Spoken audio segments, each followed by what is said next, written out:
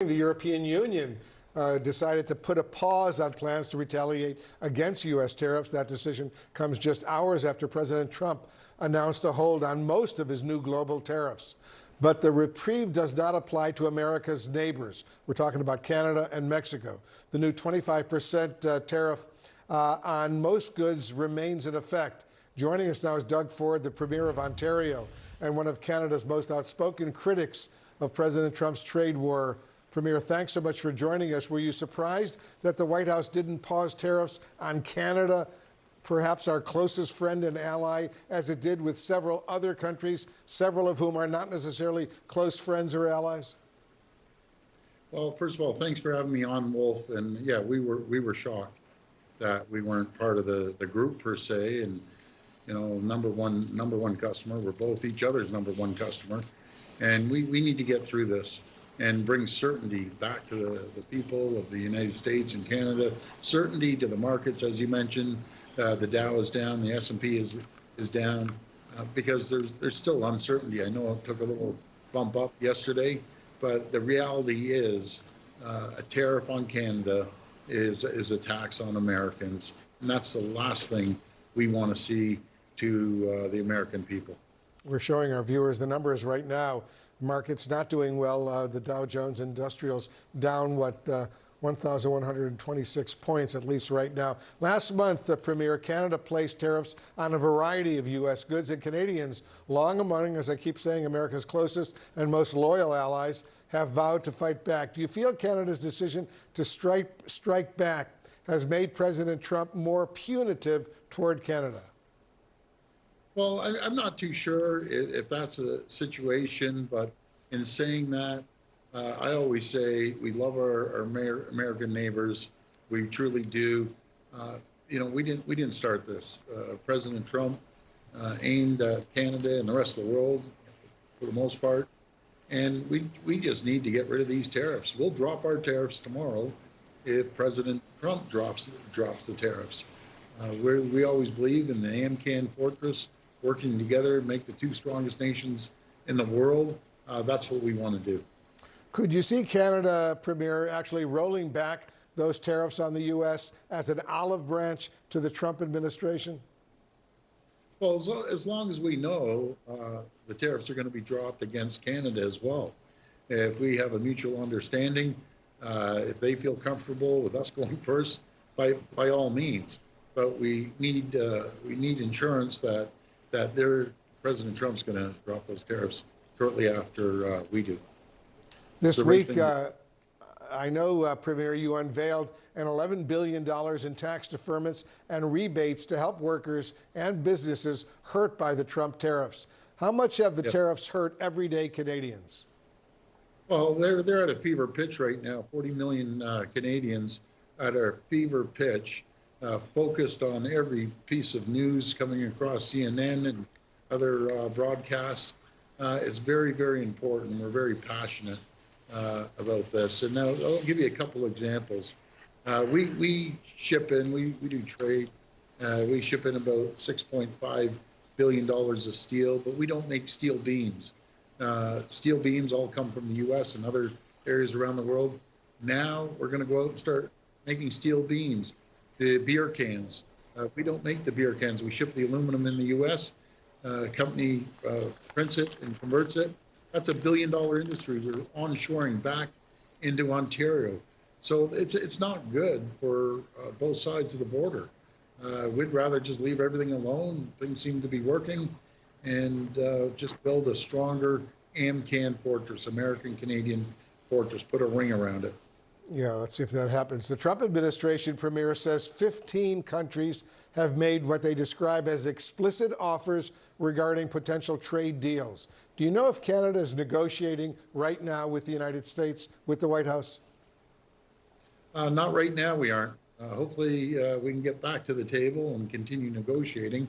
That's what we want to do. Let's sit down at the table. Let's move forward, and it's going to benefit both countries. We're both our number one trading partners. I always say we're the number one customer to the U.S., and the U.S. is the number one customer for Canada, and we share the same values. Pamela has a question for you, Premier. Yeah, I'm wondering what the implications are with this back and forth over trade with the U.S. and Canada in terms of areas outside of trade, such as national security, intelligence sharing between the two countries. Has it put a strain on that at all? No, actually, they're working hand in hand, no matter if it's an intelligence sharing, NORAD, or even our border. Our law enforcement works hand in hand with the U.S. law enforcement. They will always be partners, and at the highest level of the intelligence bureaus, they're working together.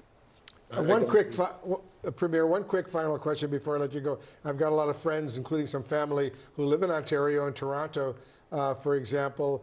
And I'm hearing that a lot of Canadians are now reluctant to even come to the United States, to go to Florida, for example, where a lot of the Canadians go visit, or Las Vegas or places like that. They want to boycott the United States. Are you hearing that as well? In a big way, actually. We know the border traffic's gone down dramatically. Flights going into the U.S. dropped dramatically. And isn't that unfortunate?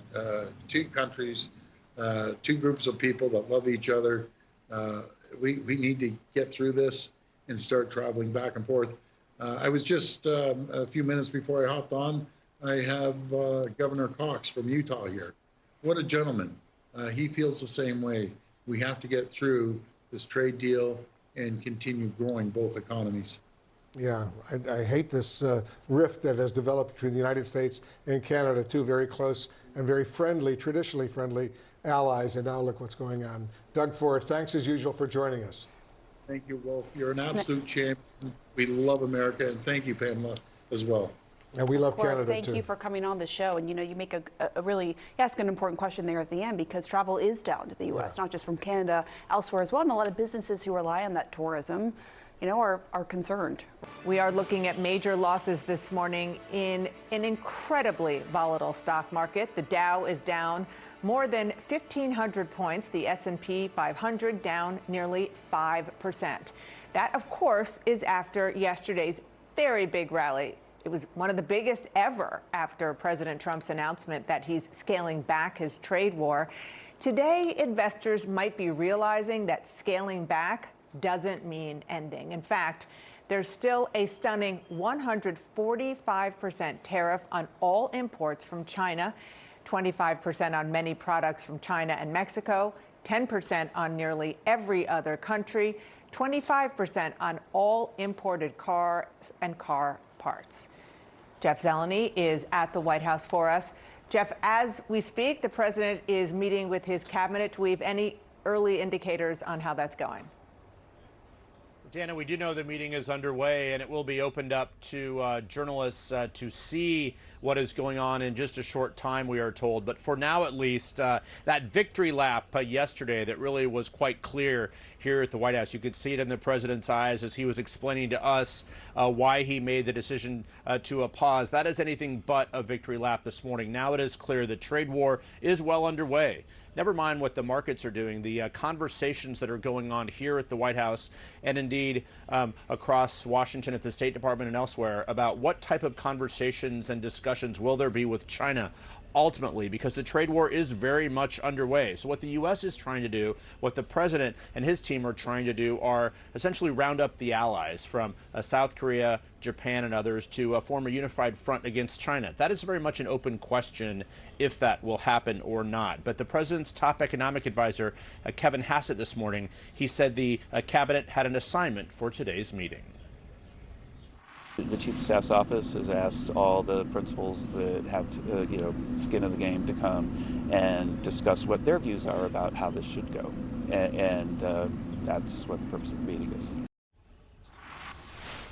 So skin in the game, that is clear. I mean, and this really affects department to a department, but the trade war with China now in the ag sector alone, that could be extraordinary for ag producers, but as well as what is happening on Capitol Hill with the budget. This could have a dramatic effect. But for now, at least, one other central question hanging over all of this a day after the major development here is, who is the president listening to? Is he still listening to all of his advisors? It is clear that the Treasury Secretary Scott Bessent was able to make the case through the bond market that the president needed to find an off-ramp But Peter Navarro, the top trade advisor, is also still very much a part of the president's inner circle. So we shall see. But Dana, another question: is Elon Musk in this cabinet meeting or not? We are told he is likely to be, but again, we will see once we get those live pictures that should be coming up. And we know how he feels about these tariffs. Thank you so much, Jeff.